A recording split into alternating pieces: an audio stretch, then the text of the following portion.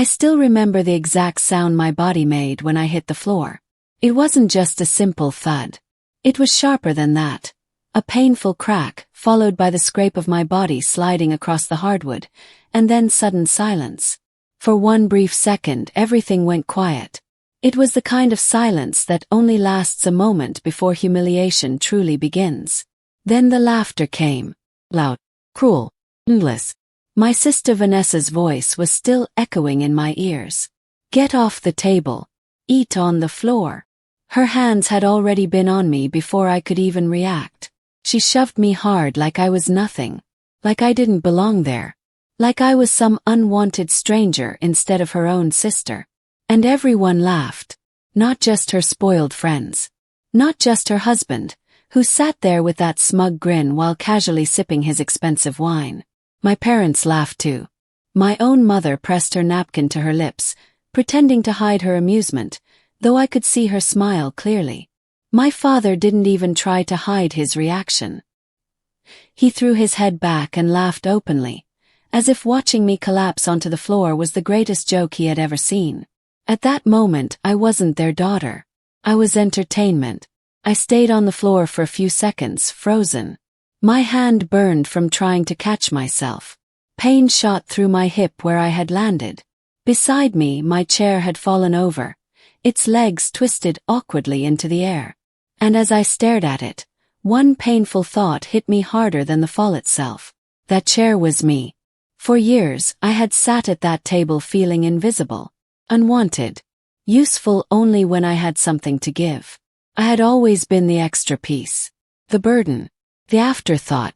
Someone they could push aside whenever it suited them. But something inside me changed that night. Maybe it was the humiliation. Maybe it was the years of silent resentment finally reaching their limit. Or maybe, for the first time in my life, I realized I no longer needed their approval. I slowly looked up at Vanessa. She stood there, arms crossed, with that same smug smile she had worn her entire life. She was the golden child. The favorite. The one who could do no wrong. She got private schools, designer clothes, and endless support. While I worked exhausting double shifts just to afford community college. She got a house down payment as a wedding present. I got excuses about tight finances.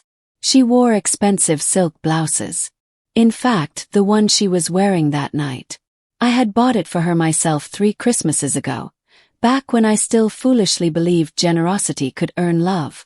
Looking at her now, I finally understood. No gift, no sacrifice, no amount of loyalty would ever make them treat me like family.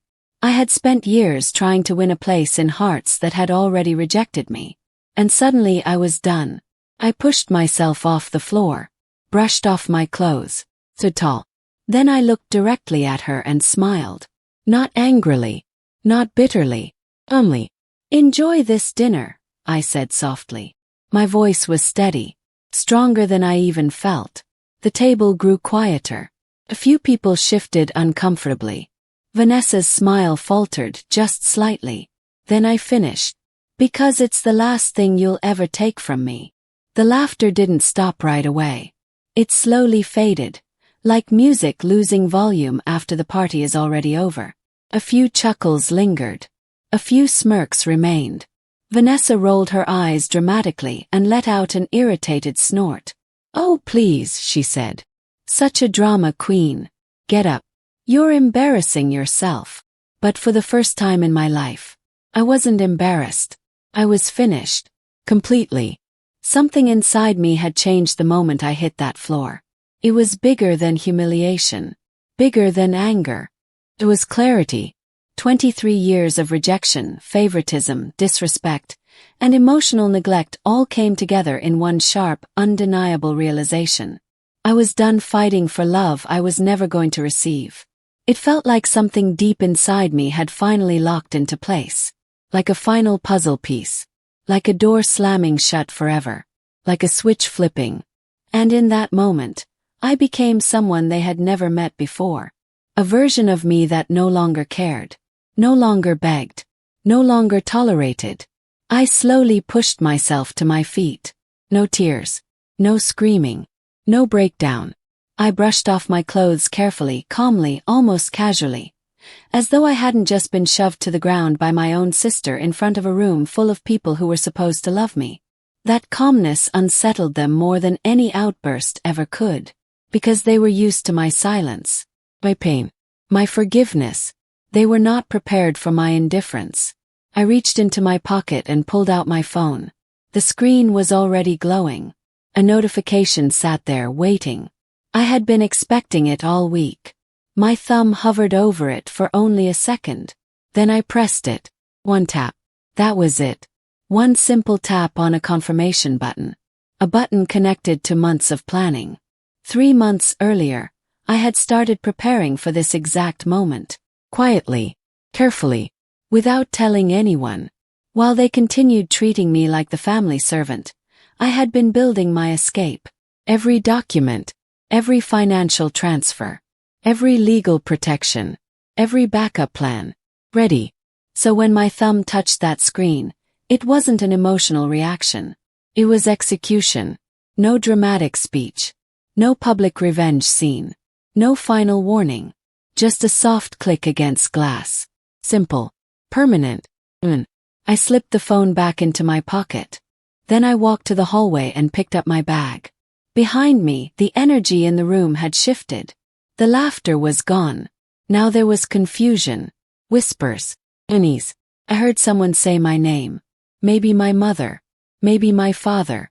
Maybe for the first time they sensed something was wrong. But I didn't turn around. Because it didn't matter anymore. 4 years I had lived for their acknowledgement. Their validation. Their scraps of affection. But now, their voices were just background noise. Worthless. Because while they were busy laughing at me, the paperwork had already been filed. The financial accounts had already been frozen. The ownership protections had already been activated. Their access had already been flagged for review. And by the time they realized what I had done, it would be too late. They thought they had humiliated me at dinner. What they didn't understand was this. That dinner table had been their final moment of power. Not mine. Mine was just beginning. The lawyer had already received every instruction. Every document was signed. Every safeguard was in place. Every secret this family had spent years burying was no longer hidden. I had carefully gathered everything. Financial records, ownership agreements, illegal transfers, private lies, manipulation, fraud. Every ugly truth they thought would stay locked behind closed doors had been organized, documented, and packaged perfectly. And by the time I left that dinner table, those files were already on their way to the people who needed to see them. Bank officials, corporate auditors, legal investigators, board members, people with power, people who couldn't be manipulated by family tears or fake apologies. I had spent months preparing for that moment. Not out of revenge alone, but survival, because families like mine don't just hurt you emotionally. They build entire systems designed to keep you powerless while they profit from your obedience. And that night I dismantled their system, piece by piece. I walked out the front door without turning back. Not once. Behind me I could hear raised voices, confusion, panic beginning to spread. But I kept walking. The cool night air hit my face, and for the first time in years I took a full breath. Real breath. Felt different, cleaner, lighter, like I had been drowning for most of my life and had finally broken through the surface. For so many years I thought freedom would feel dramatic, like fireworks, like victory, but it didn't. Felt peaceful, quiet, certain. I got into my car and drove away from the house that had never truly felt like home. That night I didn't sleep. Not because I was heartbroken. Not because I regretted anything. I stayed awake because I was waiting. Waiting for the consequences. Waiting for the moment their carefully constructed world would begin collapsing. And morning did not disappoint. Before sunrise, my phone was already vibrating non-stop on my nightstand. Buzzing. Ringing. Lighting up the dark room over and over again. When I finally picked it up, I almost laughed. 73 missed calls. Dozens of text messages. emails pouring in, voicemails stacking up one after another. Panic, fear, desperation. For the first time in their lives, they needed me. The first voicemail was from my father. His voice barely sounded recognizable. This was not the arrogant, dismissive man who had laughed while I lay on the floor. This man was terrified. "What did you do?" he demanded, his voice trembling. "The bank accounts are frozen. All of them. Business accounts, personal accounts, everything. Call me back immediately." I listened, then deleted it. The second voicemail came from my mother. She was sobbing. Real tears. Or at least her best version of them. "Please, sweetheart," she cried. "Whatever this is, we can fix it. Just come home. Please." That word almost made me laugh. I deleted her message too. Then came Vanessa. And unlike the others, she wasn't scared. Not yet. She was furious. Screaming so loudly I had to hold the phone away from my ear. "You psychotic little freak," she shrieked. "How dare you do this to us? You've lost your mind." I ended the voicemail halfway through. Because Vanessa still didn't understand. She thought this was an emotional reaction. Tantrum. Bluff. She still believed she was the powerful one. But what she hadn't realized yet was that her luxury lifestyle, her house, her shopping accounts, her husband's comfortable position, all of it, had been built on foundations I now controlled. And those foundations were gone. The funniest part. She had shoved me off a chair. Without realizing I was the one holding up her entire world. "You think you can ruin my life?" Vanessa screamed in the voicemail. "My family's life. You're nothing.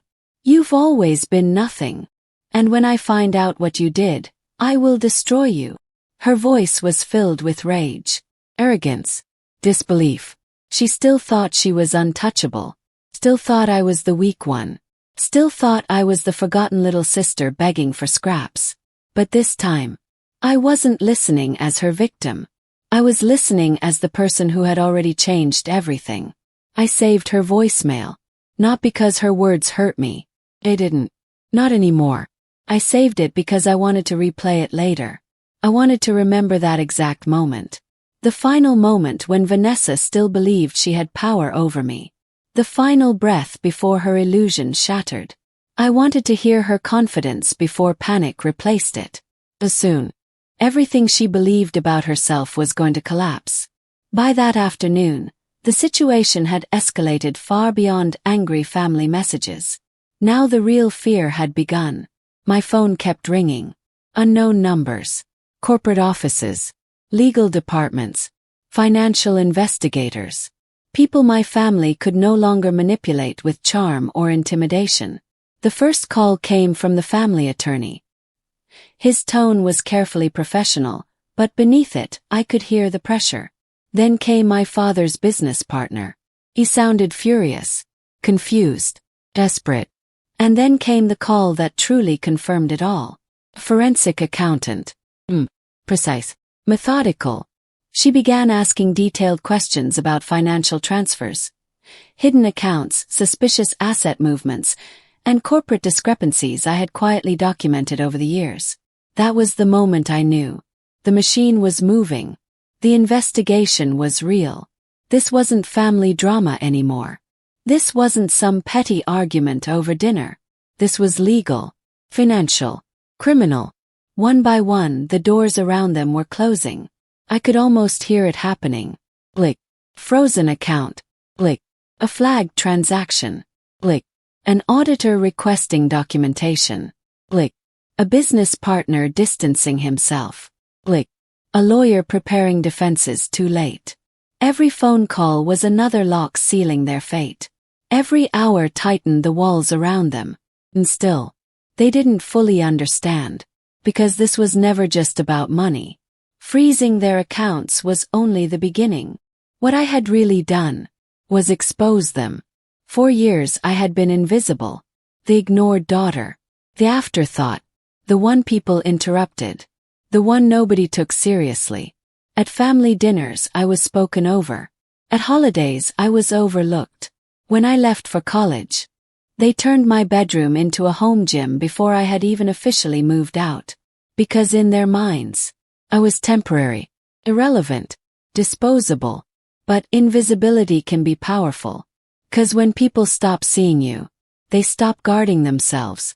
They speak freely around you. They leave sensitive paperwork out in the open. They discuss financial schemes over dinner.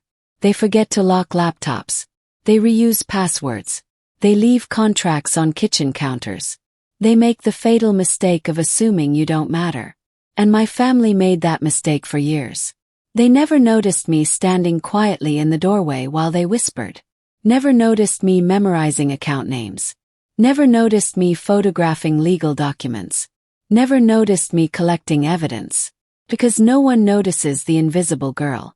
And while they ignored me, I learned everything. Every lie. Every hidden transfer. Every fraudulent signature. Every shell account. Every stolen dollar. What began as quiet observations slowly revealed something far bigger than sibling cruelty or parental favoritism. It was corruption. Deep corruption. Financial abuse. Tax fraud. Corporate manipulation. And once I saw the full picture, I stopped being their victim.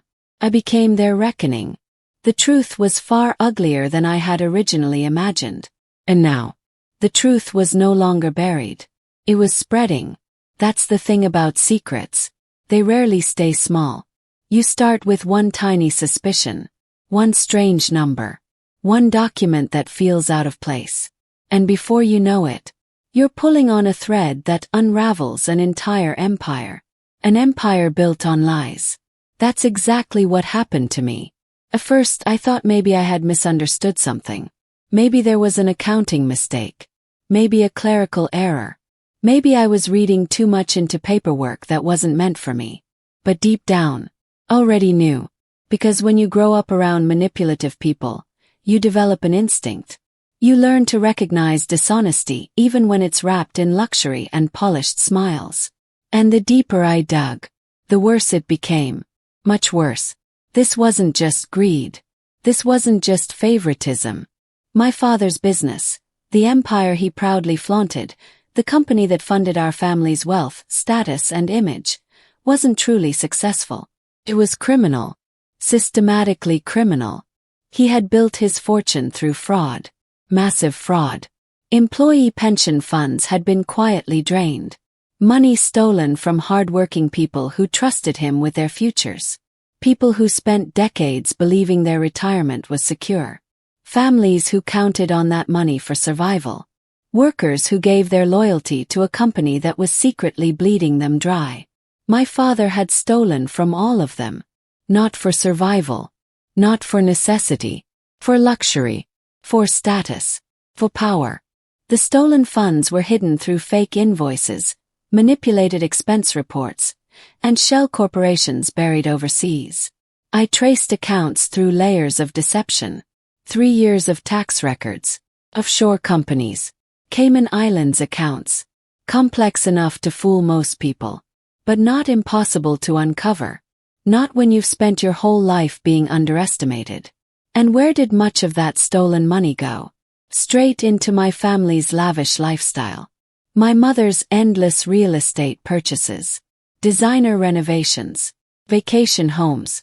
Luxury investments. And Vanessa. Perfect, spoiled, untouchable Vanessa. Her shopping addiction alone could have funded multiple retirements. Designer handbags. Jewelry. Luxury cars. International shopping sprees. All financed by stolen futures.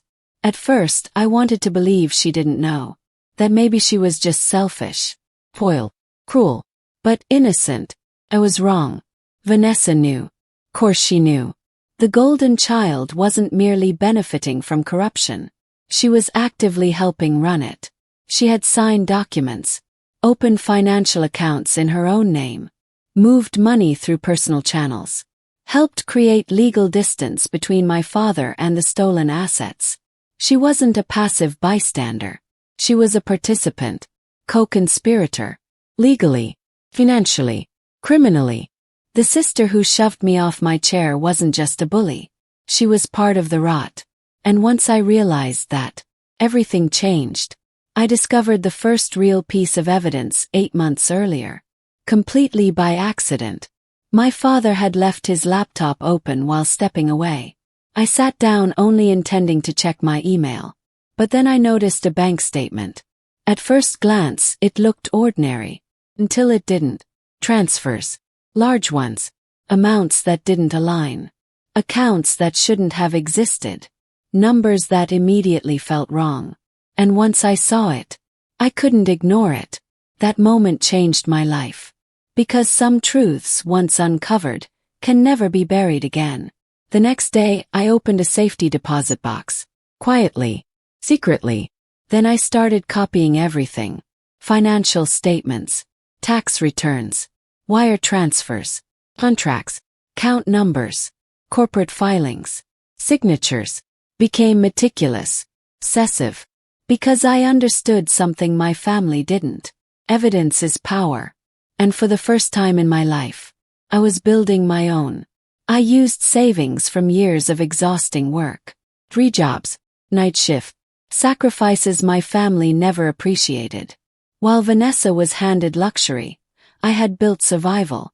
And now that survival funded something far more important. Justice. I hired a private investigator. Professional. Discreet. Experienced. Someone who knew how to trace hidden assets and offshore structures. Then I found Diane. Financial crimes attorney. Sharp. Brilliant. Unshakable. I'll never forget the look on her face when she reviewed my evidence. Her expression shifted from curiosity to disbelief to alarm. Then she looked at me and asked, "Do you understand what you have here?" I looked her directly in the eyes and answered honestly, "Yes, I did understand. I wasn't holding family gossip. I wasn't holding scandal. I was holding enough evidence to destroy an entire criminal enterprise. Enough to dismantle my father's empire. Enough to expose Vanessa. Enough to send people to prison." And by the end of that first day, the whispers had already begun. Quietly. In legal offices. Financial institutions. Regulatory departments.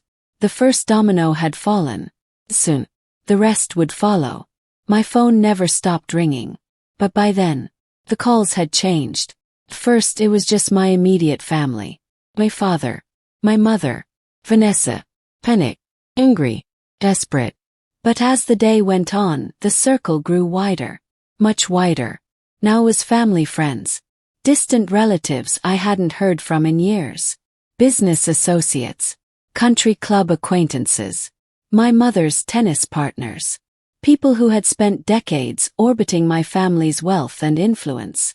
People who had once ignored me the same way my family had. Suddenly, everyone wanted answers. Everyone wanted information. Everyone wanted distance. Because rumors were spreading fast. And not harmless rumors. Not petty gossip. Real danger. Words like fraud. Investigation. Audit. Federal. Suspicious activity.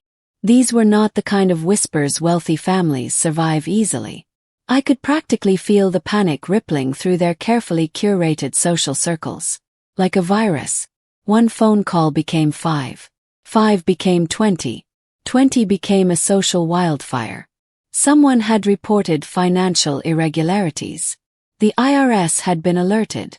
Corporate oversight agencies were reviewing records. Auditors were circling. And for the first time in their polished, privileged lives, my family was no longer controlling the narrative. They were becoming the scandal. Names were being whispered behind closed doors. Private lunches. Charity events. Board meetings. At exclusive country club dinners where my mother had once smiled proudly while pretending her family was perfect. Now, those same rooms were filled with speculation, fear, judgment. I wasn't physically there, but I could feel it. Like tremors from an earthquake I had warned no one about. Because unlike them, I had seen this collapse coming for months. That night, I sat alone in my small apartment across town. A place my family used to mock. Too small. Too modest. Too ordinary. But as I sat there at my tiny kitchen table, eating a simple bowl of soup in complete peace. I had never felt richer. My phone buzzed again. Missed call number 74. Vanessa. Again. I stared at the screen for a moment, then let it ring. I didn't rush. I didn't panic. I simply took another spoonful of soup, finished my meal, wiped my mouth with a napkin, and sat quietly, thinking, not about revenge, not even about victory, but about irony, because just hours earlier, I had been lying on their dining room floor while they laughed, humiliated, discarded, treated like I was beneath them. I remembered that polished dining table, the expensive china, the crystal glasses, Vanessa's smug expression, my father's laughter, my mother's hidden smile. I remembered every detail. But now, I imagined that same dining room differently. No laughter, no smugness, no cruelty, just silence, heavy, suffocating silence. My father sitting pale-faced at the head of the table. My mother trembling as she clutched legal notices. Vanessa frantically rereading frozen account statements. Her husband trying and failing to understand the scope of what was happening. Paperwork spread across polished wood like a battlefield. Financial statements they couldn't explain. Accounts they could no longer access. Transactions they suddenly had to justify. A future they once believed was secure. Reduced to audits, investigations, and criminal exposure. Their empire hadn't just cracked. It was collapsing. And the most powerful part. This was only the beginning. Because freezing their assets, that was just my opening move. A warning shot. A disruption. The true devastation hadn't even arrived yet. The evidence packages were still in transit. Detailed reports, financial records, offshore account documentation, fraudulent signatures, tax discrepancies, money laundering trails. Each carefully assembled package was on its way to regulators, investigators, board members, and legal authorities.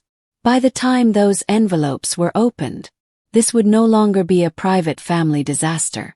It would become public, official, unstoppable. Their reputation wouldn't just be damaged, it would be dismantled. And as I sat there in my quiet apartment, I realized something profound. For years, they had mistaken my silence for weakness, my patience for submission, my invisibility for insignificance. But they were wrong. I wasn't powerless. I was patient. And now, their reckoning had finally begun. The authorities hadn't even arrived yet. No official knocks on the door. No flashing badges. No courtroom summons. Not yet.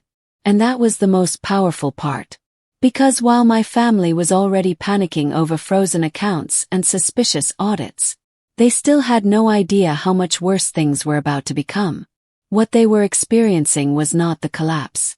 It was merely the tremor before the earthquake. The real destruction was still coming. I could feel it. Like a massive tidal wave building far out at sea. Invisible from shore. Silent. Unseen. But unstoppable. And I was the only one who knew exactly how devastating it would be when it finally hit. Vanessa still thought this was a tantrum. My parents still believed this was some temporary legal complication they could manipulate their way out of. They assumed money, influence, and carefully crafted lies would protect them the way they always had. But this time, they were wrong. Because this wasn't an impulsive reaction. It wasn't emotional. It wasn't revenge born overnight. This was strategy, carefully planned, patiently built. Every move had been calculated. Every timeline measured. Every document positioned like a chess piece. What they didn't understand yet was that freezing their accounts was only the first domino. And once the first domino falls, the rest don't stop. The chain reaction was already in motion. One by one, every part of their carefully constructed world would be touched.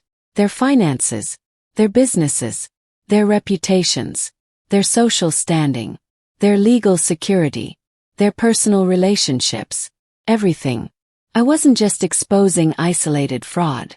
I was dismantling an entire ecosystem of corruption. Every lie they had built their lives on was about to collapse under its own weight. Until nothing remained standing. That night, after finishing my soup, I set my spoon down gently. Then I smiled. Not out of cruelty. Not even out of revenge. But because for the first time in 23 years, I was no longer reacting to them. I was controlling the outcome.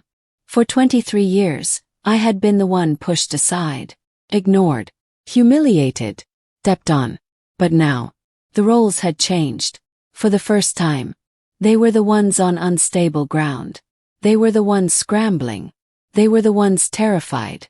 They were the ones metaphorically lying on the floor, trying to understand how everything had been ripped away so quickly. And unlike them, I wasn't laughing. I was simply finishing what I started. Because I wasn't done. Not even close. The next 48 hours unfolded almost exactly as I had imagined them for months. Every step, every reaction, every desperate phone call. It was like watching a film I had already written, directed, and memorized scene by scene. I knew when the panic would escalate. I knew when the investigations would intensify. I knew when the social fallout would begin. And most importantly, I knew when to pull the final trigger. At exactly 7:15 the next morning, I sat at my kitchen table with coffee in hand. Focused, certain. My phone rested beside me. On the screen was a secure, encrypted messaging app. A final safeguard Diane had insisted we use. No leaks, no mistakes, no interference. Type just 2 words. Release everything. I stared at the message for a moment. 2 simple words. Yet behind them stood months of preparation. Thousands of documents. Legal reports. Financial trails. Criminal evidence. And then, press send. Few seconds later, Diane responded. Just a thumbs-up emoji. Simple. Professional. Almost absurdly casual. But somehow, that tiny symbol felt heavier than a judge's gavel. Because that emoji meant the final stage had begun. Evidence packets would now be distributed. Regulators would receive full disclosures. Federal agencies would gain access. Corporate boards would be notified. Journalists would receive anonymous tips. Investigators would have enough evidence to open major inquiries.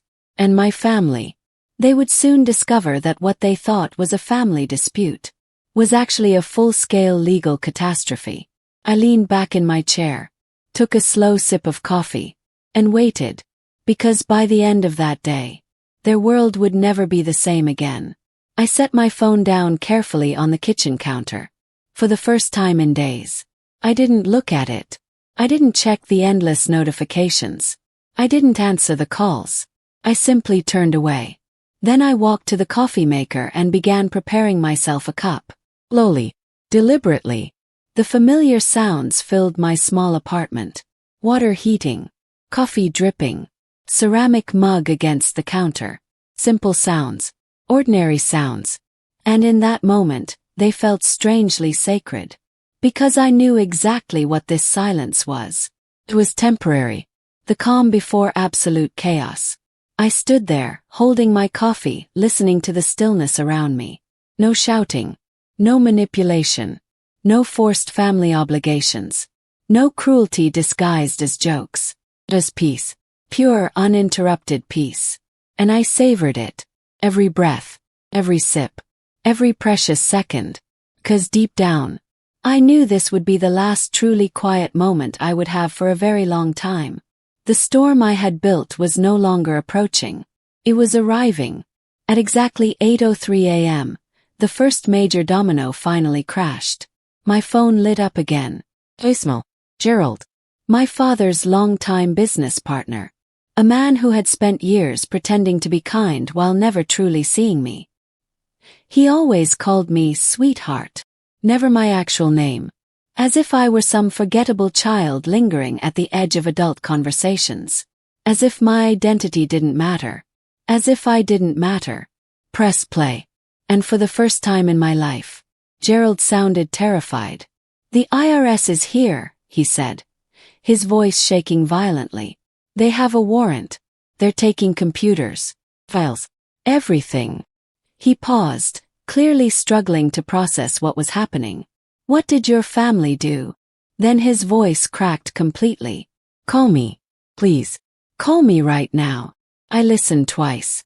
Not because I felt sympathy, but because I wanted to fully appreciate the panic. Gerald wasn't calling to protect me. He was calling because his own world was now at risk. Because proximity to corruption suddenly felt dangerous. And for perhaps the first time, he understood that being associated with my family carried consequences.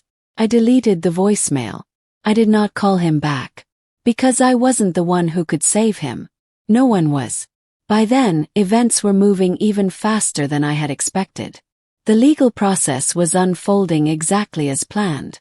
But what happened next? That was where things truly escalated. Because Diane hadn't just followed my instructions regarding law enforcement. She had gone further. Much further.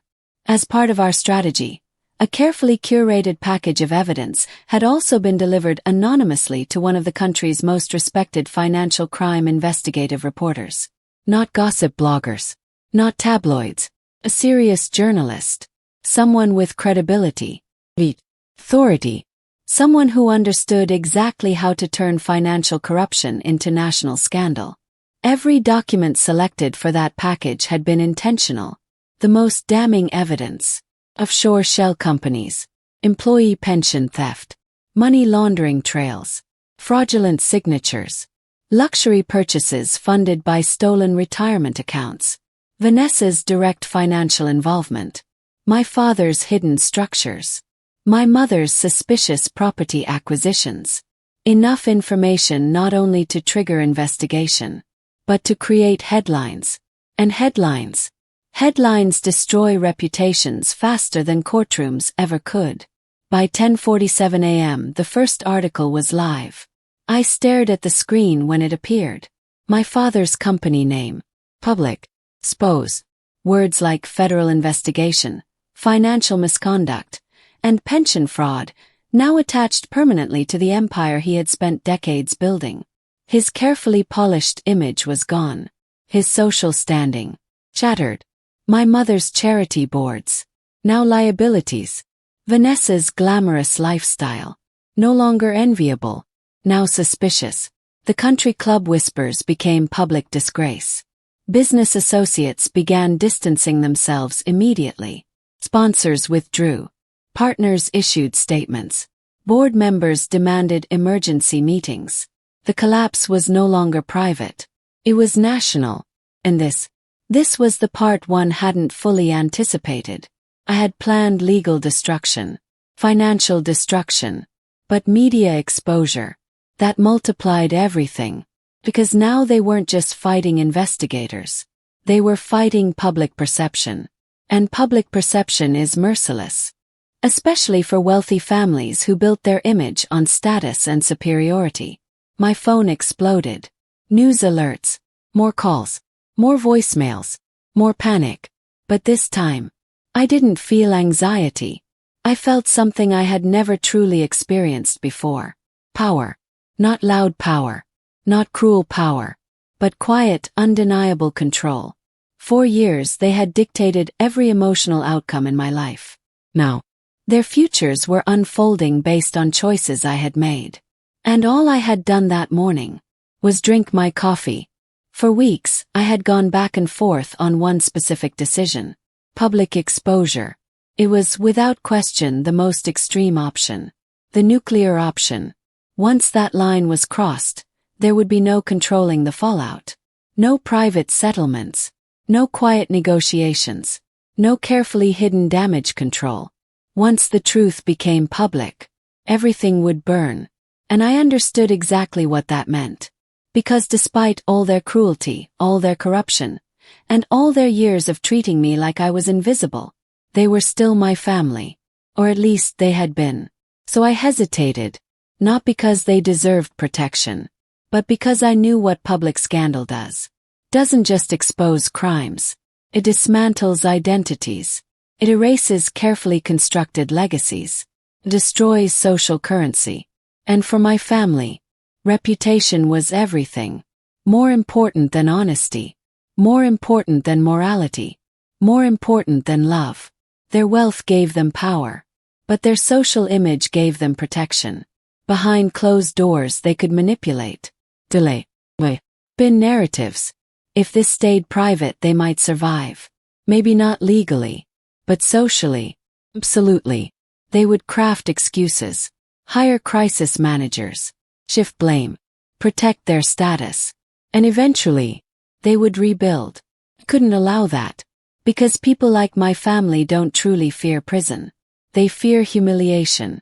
They fear exclusion. They fear losing the admiration that fuels their false sense of superiority. So I made the hardest decision of my life.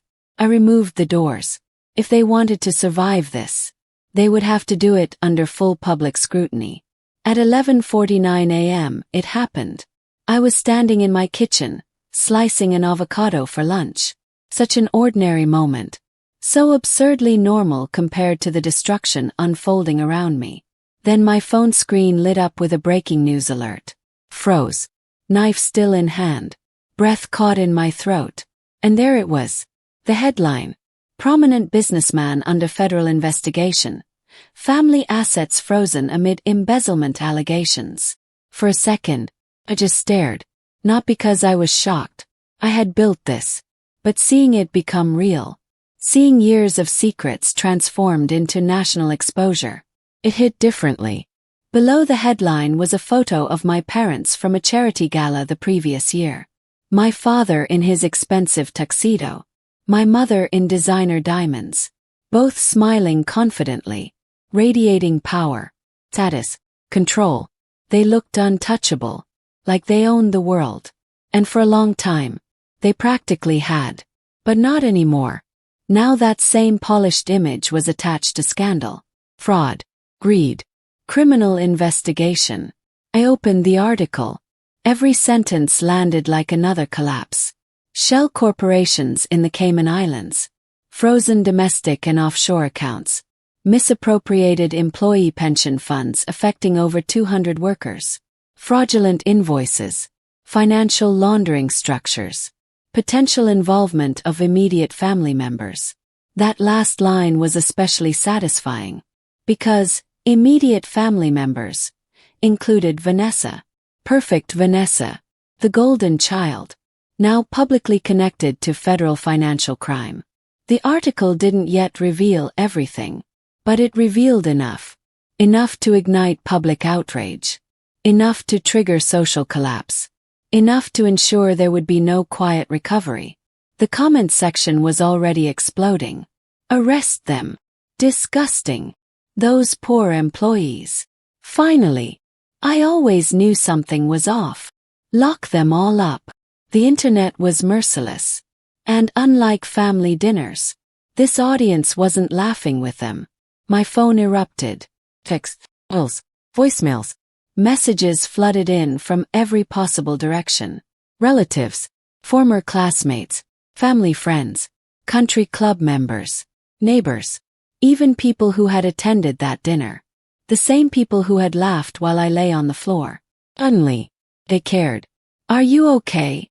I just saw the news. Please tell me this isn't true. Did you know? We're worried about you. But I understood what they were really asking. They weren't concerned for my well-being. They were terrified. They wanted to know one thing. Was I responsible? Was the invisible daughter, the discarded sister, the girl they underestimated, the architect of this destruction? And the answer was, I didn't reply. I didn't confirm. I didn't deny. I simply watched. Because silence can be more powerful than confession. And by then, the truth was already louder than anything I could say. I didn't respond to a single message. Not one. By that point there was nothing left to say. No explanations. No reassurances. No emotional closure. What could I possibly offer them now? For 23 years, they had ignored my voice unless it benefited them. They dismissed my pain. Mocked my struggles. Minimized my existence. And now, suddenly, everyone wanted answers. Well, they didn't deserve them. My silence had spent years protecting them. Now it would protect me. So I put my phone down and let them drown in uncertainty. Let them wonder. Let them panic. Let them finally experience what it felt like to be powerless. For most of the day, I believed I had accurately predicted the scale of destruction. I thought I understood every possible angle, every likely consequence, every hidden fracture.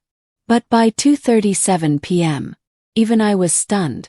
My phone buzzed again with another breaking alert. This time it wasn't about my father's business. It was about my mother. Specifically, her precious charity empire. For 6 years, my mother had proudly served as chairwoman of a prominent breast cancer foundation. It was her crown jewel, her social masterpiece, her carefully crafted image as a compassionate philanthropist. She wore that title like armor. At galas, luncheons, and fundraising events, she was admired, praised, celebrated. To the outside world, she wasn't just wealthy. She was benevolent. A generous, elegant woman devoted to helping others. It was all branding. And now, that branding was collapsing. The foundation released an official public statement. I opened it immediately. The language was formal, emotionless, corporate, and absolutely brutal. Effective immediately, Chairwoman Margaret Lawson is suspended indefinitely pending a full internal financial audit. That sentence alone was devastating. But it got worse. Much worse. As investigators reviewed donation pathways, discrepancies emerged linking substantial charitable contributions to suspicious transfers originating from my father's business accounts. In simpler terms, my mother had been laundering stolen money through a breast cancer charity. I read the sentence twice, then a third time, and for the first time since this began, I was speechless. I slowly set my coffee down. Not dramatically, not emotionally, just carefully, as if sudden movement might somehow make the words less real. Then I stared at the wall, for an entire minute. Because even after everything I had uncovered, even after shell companies, pension theft, money laundering, tax fraud, offshore structures, even after all that, this hit differently. Cancer. She had used a cancer charity. A foundation built around vulnerable women, grieving families, survivors, and hope, as a financial washing machine. Felt sick. Not because I was surprised she was corrupt, but because of how deep the corruption truly ran. There was no bottom, no moral line they wouldn't cross, no sacred institution they wouldn't exploit. Not children, not workers, not the sick. Nothing was off limits. And suddenly years of memories looked different. Every pink ribbon gala, every emotional speech, every staged photo with survivors, every carefully rehearsed public tear. It had all been performance. A carefully polished disguise for greed. My mother hadn't just protected corruption. She had monetized compassion itself. And that realization, that was somehow worse than everything else. Because fraud is criminal. But exploiting illness for personal gain, that is monstrous. The fallout was immediate. Board members resigned. Donors demanded investigations. Sponsors withdrew support. Media coverage intensified. Now this was no longer just corporate crime. It was moral outrage. The public fury multiplied. The family name wasn't merely damaged anymore. It was toxic. And as I sat there in my tiny apartment, staring at my now cold coffee, I realized something chilling. I hadn't destroyed my family. I had simply opened the door and let the world see who they truly were. I had uncovered more than enough to destroy them, or so I thought. When I first began gathering evidence, I focused mainly on what I could directly prove. Financial fraud, stolen pension funds, shell corporations, offshore accounts, tax discrepancies, money laundering, was already massive. More than enough to trigger investigations, destroy reputations, and bring federal scrutiny crashing down on my family. But what I quickly learned was this. Once corruption is exposed, other people start digging too. Journalists dig, auditors dig, board members dig, whistleblowers emerge. Former employees start talking. And every new person searching through the rubble uncovers something even darker. That's exactly what happened. The breast cancer charity scandal. That wasn't even my discovery. I hadn't found that piece. Not directly. I had suspected there were hidden financial pathways I hadn't yet traced, but I never imagined something that depraved. Someone else found it. Likely an investigator or journalist triggered by the evidence Diane had released. And once they started pulling at those threads, the entire structure began imploding. Not collapsing. Imploding. Because each layer of exposure didn't just confirm corruption. It revealed deeper, uglier corruption beneath it. Every card that fell exposed something worse underneath. Fraud uncovered theft. Theft uncovered laundering. Laundering uncovered exploitation. And exploitation uncovered moral decay so severe it barely felt human. At some point I expected to feel guilt. After all, these were still the people who raised me. My parents, my sister, my blood. Society teaches us that family destruction should hurt. That exposing your own family should break something inside you. But strangely, didn't. Not the way I thought it would. I didn't feel joy. I didn't feel revenge-fueled excitement. What I felt was something much quieter. A hollow kind of satisfaction. The kind that comes when something toxic is finally removed. Like a surgeon cutting out a tumor you've lived with for years. A tumor you adapted to. Made excuses for. Learned to survive around. But deep down, always knew was killing you. Watching it be removed isn't pleasant. It's painful. Messy. Traumatic. But necessary. That's what this felt like. Necessary. For the first time, I wasn't carrying the burden of their lies anymore. They were. That evening, however, things became personal again. At exactly 8 p.m., I heard violent pounding on my apartment door. Sharp. Aggressive. Unrelenting. I froze for half a second. Then came the voice. Vanessa. Screaming. Open this door. I know you're in there. Her voice was raw, hoarse, panic. Gone was the polished, smug golden child. Gone was the superior sister. This was someone unraveling. Completely. I hadn't expected her to find me. I had moved 6 months earlier. Quietly, carefully. Kept my address private. No family access. No forwarding details. No social updates. But desperation makes people resourceful. Maybe she found an old utility record. Maybe an outdated phone bill. Maybe she hired someone. It didn't matter. She was here. And she was spiraling. You ruined my life, she screamed, pounding harder. I have nothing left. I stood silently inside, not moving toward the door. For years Vanessa had weaponized noise. Drama. Aggression. Manipulation. She thrived on forcing reactions. But now, she was screaming into silence. And that silence was far more powerful than any argument. Then she shouted something that made me pause. My husband left me. He found out about the accounts. I closed my eyes briefly. Of course he had. The accounts, the hidden transfers, the laundering structures, her direct involvement.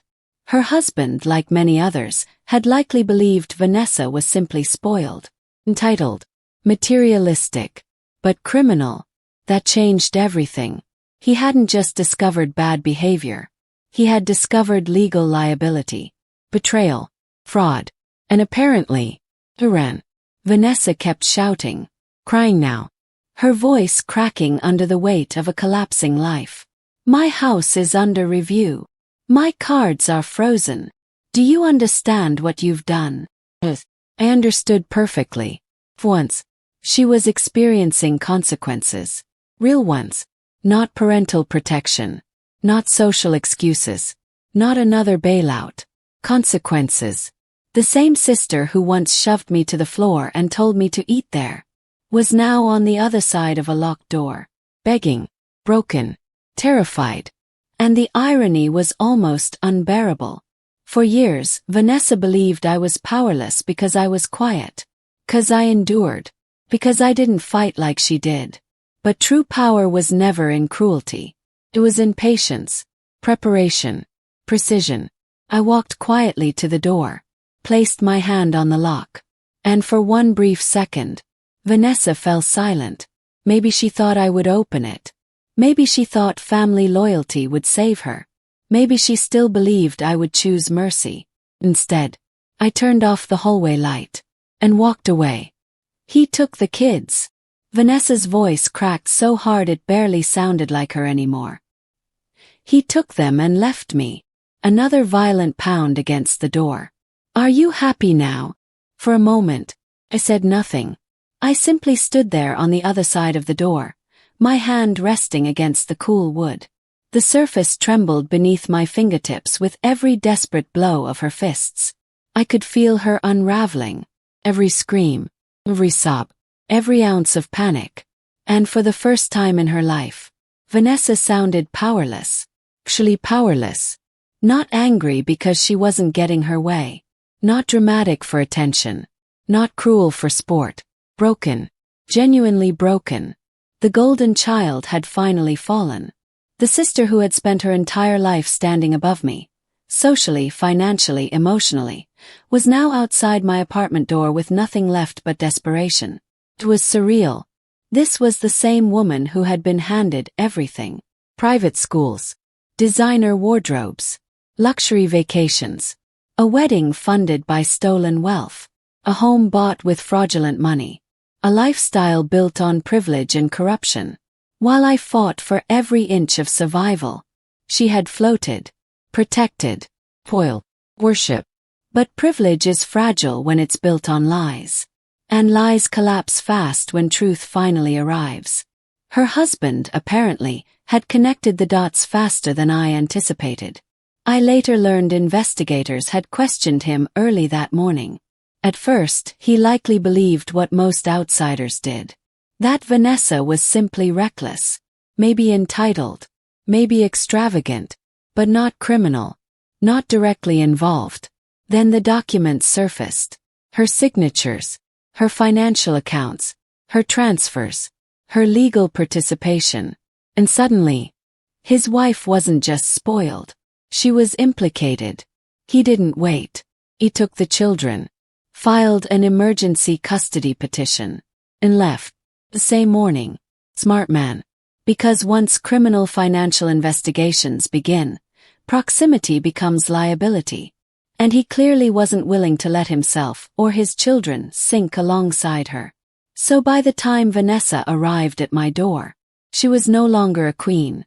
She was abandoned, financially unstable, socially disgraced, potentially facing criminal prosecution, and utterly alone. I won't pretend I felt joy. What I felt was something colder. Recognition. For the first time, she was facing the kind of emotional freefall I had endured my entire life. Only this time, there was no one left to cushion her fall. She kept sobbing outside. You destroyed everything. My children. My marriage. But here's the truth. I didn't destroy her life. Her choices did. I simply exposed them. I stood there quietly for another moment, listening to the sister who had once laughed while I hit the floor now collapse under the weight of her own actions. Then finally, he spoke. Not loudly, not emotionally, just clearly enough for every word to pass through the door. You pushed me off that chair, Vanessa. Silence. For the first time all night, she stopped pounding, stopped screaming, continued. In front of everyone.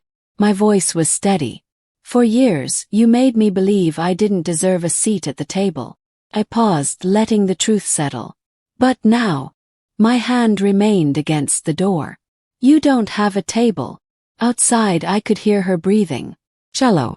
Chicken. Finished. Or a house. Another pause. Or a family. Her silence was louder than all her screaming. Then I delivered the final truth. Go find a floor of your own. And with that, I stepped away from the door. No dramatic confrontation. No tears. No revenge speech. Just consequences. Real ones. Vanessa remained outside for several minutes. At first I heard quiet sobbing. Then nothing. Eventually, the step, retreating. For years, she had believed power meant humiliating others before they could threaten you. But true power is surviving long enough to reclaim yourself. And that night, for the first time in my life, I wasn't the one left on the floor. The sound Vanessa made before she left, I'll never forget it. It wasn't anger. It wasn't arrogance. It wasn't the sharp, entitled rage I had grown up hearing every time life failed to bend to her will. It was something else, something primal, a broken, guttural wail. The kind of sound that comes from someone realizing, far too late, that the world they built their identity around is gone. Not threatened, not damaged. And silence, heavy, uncomfortable, final. A few seconds later, I heard her footsteps retreating down the hallway. Low and steady, defeated. I didn't open the door. I didn't look through the peephole. I didn't need to witness her leaving. Because this was never about watching her suffer. It was about reclaiming my peace. So I simply stood there, breathing evenly. For the first time in years, I felt no urge to explain myself. No need to defend my choices. No guilt. I knew this wasn't over. Not even close. So I waited. And at 10:12 p.m., the next call came. My mother. I stared at her name on the screen for several seconds. For years, seeing her call had triggered anxiety. A tightening in my chest. A reflexive fear of criticism, manipulation, or emotional exhaustion. But now, nothing. Just observation. Answered. For the first time in my life. On my terms. Her voice was barely recognizable. Gone was the polished elegance she wore like jewelry at charity galas. Gone was the rehearsed warmth she displayed at social luncheons. Gone was the carefully crafted image of maternal grace. What remained was raw desperation. "You've destroyed us," she whispered. Not shouted. Not accused dramatically. Whispered. As though speaking too loudly might make the devastation more real. "The house is being seized," she said, her voice trembling. "Your father is facing indictment. The lawyers say there's nothing they can do." I listened in silence. Then came the part one should have expected. The guilt. The revisionist history. "All those years," she said shakily. "We gave you a roof over your head. Food. Clothing. How could you do this?" Closed my eyes. Not because her words hurt. But because of the sheer audacity. Roof. I thought about that roof. The bedroom they took away and converted into a home gym because they assumed I was too insignificant to return. The house where I was physically present but emotionally excluded. The designer clothes purchased only before family gatherings, so relatives would believe I was cared for. The meals I often ate alone in the kitchen while the rest of them dined together in the formal dining room. Laughing. Bonding. Existing like I wasn't family at all. That wasn't shelter. That was performance. I wasn't raised with love. I was maintained for appearances. And suddenly, her argument felt almost laughable. So I answered calmly, quietly. "You didn't give me a roof." She went silent. Continued. "You gave me a ceiling." My voice never wavered. A ceiling I spent my whole life banging my head against. Pause. "And you never even noticed the blood." Silence. Deep silence. Once, she had no immediate defense. No social script. No polished response. Because truth has a way of stripping performance bare. So I gave her the final reality. I built my own house somewhere else. Breath. "And now," my hand tightened slightly around the phone. "I'm making sure yours crumbles the way it should have years ago." Then I hung up. Immediately. Before she could interrupt. Before she could cry. Before she could twist the narrative. That moment mattered more than she would ever understand. Because after a lifetime of being silenced, I gave myself something priceless. The final word. No one took it from me. No one redirected it. No one diminished it. It was mine. And it felt liberating. The next morning, the true public reckoning began. By then, the investigations were no longer whispers. They were visible, official. Unavoidable. Federal agents executed a full search warrant on my parents' estate. Their mansion. Their symbol of wealth. Their monument to stolen prosperity. And because karma occasionally has impeccable timing, someone filmed it. A neighbor maybe. Passerby. Curious onlooker. Whoever it was. They uploaded the footage online. And within hours it spread. Semi-viral. Then rapidly beyond that. I watched the video once. Agents in professional jackets moving through the front gates. Vehicles lining the street. Boxes of financial documents carried from the house. Computers seized. Evidence tagged. My mother's manicured front lawn transformed into a public crime scene. The same front entrance where guests once arrived for lavish parties now served as the backdrop for federal investigation. The symbolism was almost poetic. Their home had always been a stage. Display of status. Now, it was evidence. And as I watched strangers online dissect their downfall, I realized something profound. For years, they controlled my humiliation in private. Now the world was witnessing theirs in public. The video spread faster than I expected. By the end of the day, it was everywhere. News sites. Social media, private message threads, community gossip pages, freeware. And there it was, my parents' grand front door standing wide open. Not elegantly open for a gala. Not welcoming guests for another polished charity fundraiser. But exposed, violated, broken open like a wound. For years, that house had been a fortress, a symbol of status, a monument to wealth, superiority, and carefully curated perfection. Behind those expensive walls, my family built their empire of lies. Behind those doors they humiliated me, dismissed me, used me. And now, those same doors stood open to federal investigators carrying evidence boxes into daylight. Their secrets were no longer protected. They were public property. I watched the footage carefully. Neighbors lined the sidewalks and stood frozen on their perfectly manicured lawns. Phones raised, mouths open, recording, whispering. The same neighbors who had smiled at summer barbecues. The same ones who sipped wine on my parents' patio. The same ones who heard Vanessa's cruelty for years and chose silence because wealth often buys social blindness. They had ignored my suffering. But now they were witnesses. Public ones. Their silence had been replaced by fascination. I watched that video 3 times. The first time I watched for confirmation. The second time I watched for closure. The third time. Pause. Because through one of the front windows, the camera briefly caught a glimpse inside. The dining room. That room. And there it was. Table. That table. The same polished, expensive dining table where my life had split into before and after. The place where Vanessa shoved me from my chair. Where laughter echoed louder than love. Where my parents revealed exactly who they were. Now it sat there in eerie silence. Surrounded by empty chairs. Untouched. Motionless. It looked almost haunted.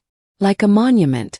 A physical reminder of cruelty, arrogance, and the final mistake they never saw coming. I stared at it for a long time. And strangely, felt nothing. No rage. No grief. No longing. Because that table no longer represented my humiliation. It represented their downfall. Soon enough it would likely be seized. Liquidated as part of restitution. Sold off to compensate the employees whose pensions had been stolen. Or perhaps catalogued as another forfeited asset in a criminal investigation. I didn't care which. All I knew was this. It would never host another family dinner. That chapter was over. Permanently. By the end of that week, everything accelerated. The legal machinery moved with brutal efficiency. My father was formally charged. Multiple federal counts. Wire fraud. Money laundering. Embezzlement. Financial conspiracy. The list was staggering. The evidence package Diane and I had assembled over 8 months was devastating. Detailed. Chronological. Cross-referenced. Practically impossible to dismantle. Later, Diane told me something that stayed with me. The lead prosecutor privately admitted they rarely encountered whistleblower evidence this comprehensive. Airtight. That was the word. Airtight. For once, my father's wealth couldn't buy ambiguity. He wasn't fighting accusations. He was drowning in proof. His legal team immediately shifted strategy. Not acquittal, damage control, plea bargaining. Because even his lawyers knew. He was not walking away from this untouched. Federal prison was no longer theoretical. He faced up to 20 years. 20 years. For a man who once laughed while I lay on the floor, believing himself untouchable. And Vanessa. Perfect Vanessa. She wasn't spared. Her direct financial participation sealed her fate. The accounts in her name. The transfers. The signed authorizations. The laundering structures.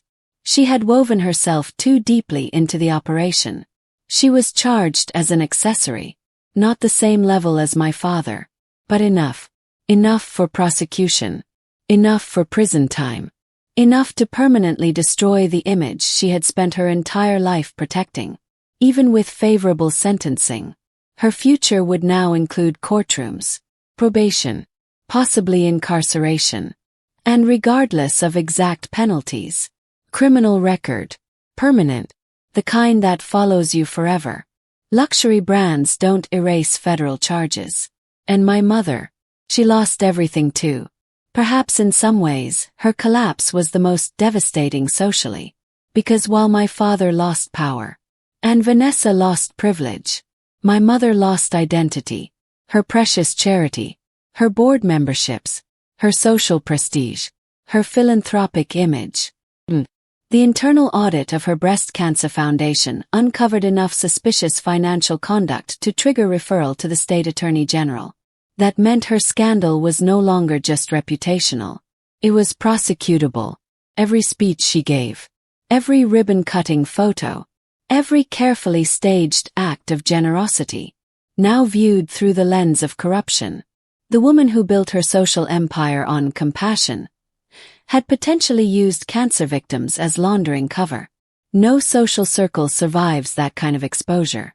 By the end of 1 week, my family's empire was not wounded. It was dismantled. Legally, financially, socially, completely. And through it all, I remained exactly where they never expected me to be. Standing. My mother's downfall was slower than my father's. But in many ways it was just as brutal. She hadn't yet been criminally charged. Not officially. Not at that stage. But criminal charges were no longer the only thing capable of destroying a person. Sometimes, social death arrives first. And for my mother, that social death was immediate. Civil lawsuits began stacking up quickly. Donors who had once proudly written large checks to her beloved charity were now demanding refunds. Publicly. Aggressively. Some claimed emotional betrayal. Others cited fraudulent misrepresentation. Many simply wanted distance from scandal. No one wanted their name associated with money laundering through a breast cancer foundation. And honestly, who could blame them? The same people who once praised her generosity were now hiring attorneys. The charitable empire she had so carefully cultivated wasn't simply cracking. It was collapsing under legal, financial, and public pressure. Then came the country club. Of all the symbolic losses, that one almost felt poetic. Her membership was revoked. Officially, quietly, devastatingly. The elite social institution that had served as her personal kingdom for years no longer wanted her presence. Her tennis partners. Her luncheon circles. Her charity gala allies. Almost overnight. Women who had once air-kissed her at brunch every Thursday now acted as though they had never known her. Some stopped returning calls. Some unfollowed her publicly. Some issued carefully worded social statements expressing their deep concern and moral disappointment.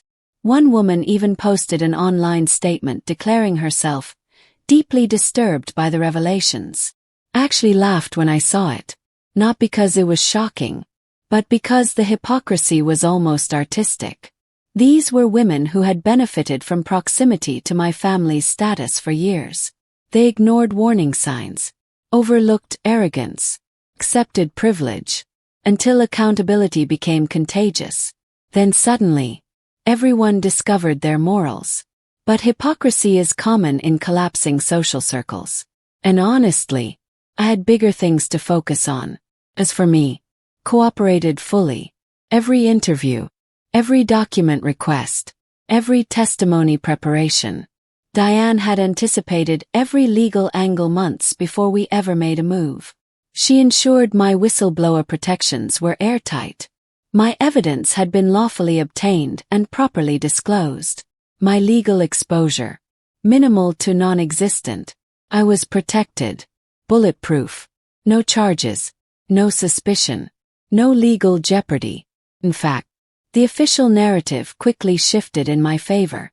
To investigators, prosecutors, and eventually the public. I wasn't a perpetrator. I wasn't a co-conspirator. I wasn't some bitter daughter lashing out recklessly. I was a key witness, a survivor, a whistleblower from within. The media framed me carefully.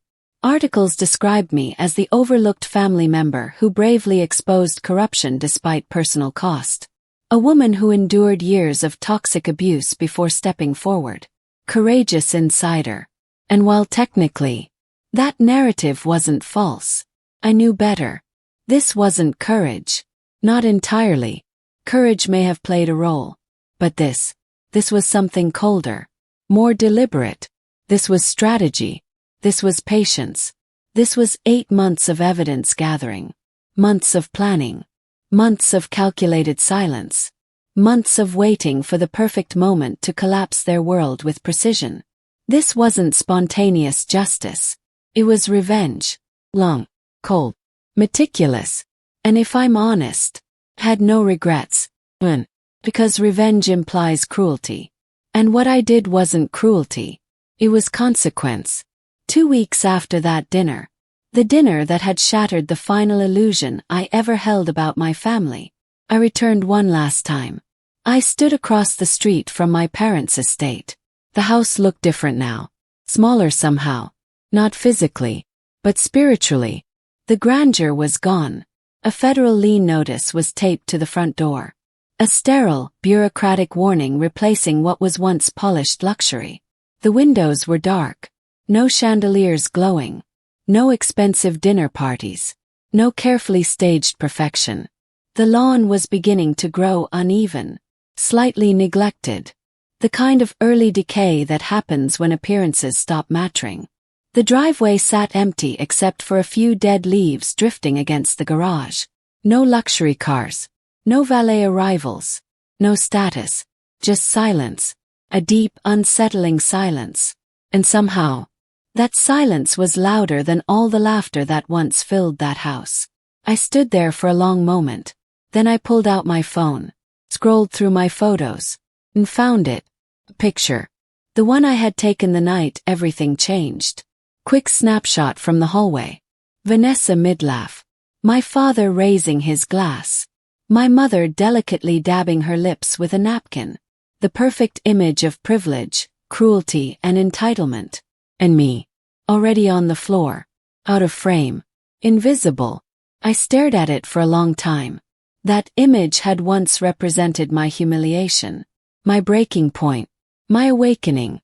But now, it was just evidence of who they had always been, and who I no longer was. So I deleted it, permanently, because I didn't need proof anymore. The memory remained, but its power was gone. They had spent years turning me into a ghost inside my own family. So in the end, I became the ghost that haunted them. Until nothing remained standing. Put my phone away. Turned around. And walked toward the waiting car. My new apartment. My new city. My new life. Place where no one knew my family name. A place where I was not someone's discarded daughter. Not someone's lesser sister. Not an afterthought. Just me. Behind me, the house remained cold and silent. A monument to greed, corruption, cruelty, and the devastating cost of underestimating the person you tried hardest to erase. They didn't just lose me. They lost everything. And this time, I never looked back. Years later, people still ask me if it had been worth it. Usually they ask quietly, carefully, as if they were afraid the answer might reveal something unsettling about me. Do you regret it? Do you ever miss them? Was destroying your own family really the only way? First, I used to pause before answering.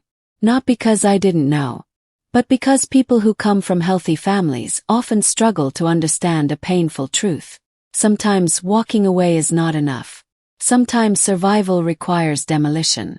Because some families are not broken homes waiting to be healed. Some are carefully constructed prisons.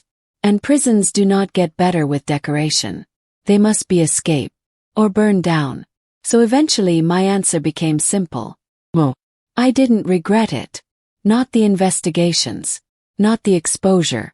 Not the public fallout. Not the prison sentences. Not the ruined reputations. Not even the silence that followed. Because regret would imply I had destroyed something loving. Something salvageable. Something worth saving. But I hadn't. I had exposed corruption. I had dismantled abuse. I had ended a system built on cruelty, greed, and generational exploitation. And in doing so, I saved myself. That mattered. More than guilt. More than blood. More than appearances. My father eventually accepted a federal plea deal. 12 years. Reduced from 20 due to cooperation. Though cooperation mostly meant offering up names to protect what little pride he had left. His empire was dismantled. His assets liquidated. His business became a cautionary case study in corporate fraud seminars. The man who once believed himself untouchable became a warning label. Vanessa served time too. Less than my father, but enough. Her marriage ended permanently. Her children were raised primarily by their father. Public records ensured her name would always carry consequence. The golden child spent the rest of her life discovering that privilege cannot charm away a felony record. My mother. In some ways, her punishment was the harshest. She avoided prison through settlements and health claims. But socially, she ceased to exist. Her foundations removed her name. Her charity circles erased her. Her invitations vanished. Her carefully crafted legacy dissolved into scandal archives and whispered cautionary tales. For a woman who lived entirely through status, obscurity was its own life sentence. And me. I disappeared. Intentionally. I moved to a city where no one recognized my last name. No one cared about the headlines. No one knew me as the disgraced businessman's daughter. Or the whistleblower. Or the sister. For the first time in my life, I existed without context, without comparison, without inherited damage.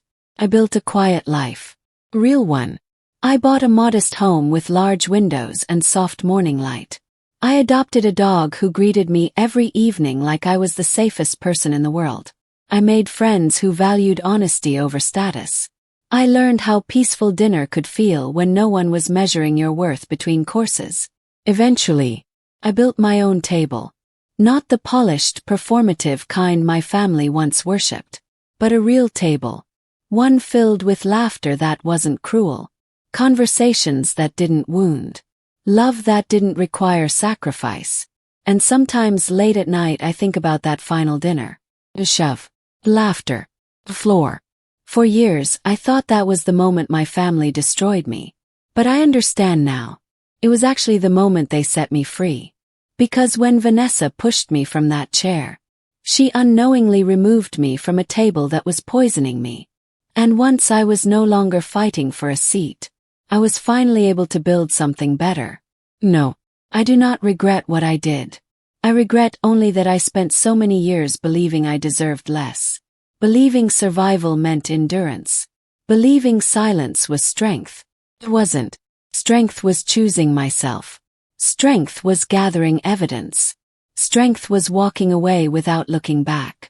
Strength was understanding that sometimes justice doesn't arrive dramatically. Sometimes, justice is simply refusing to remain the victim in someone else's story. My family spent decades writing me as the weak one, the invisible one, the disposable one. But in the end, I became the final author of their legacy. And their story did not end in wealth, or power, or admiration. It ended exactly where it deserved to, in silence. As for mine was only beginning.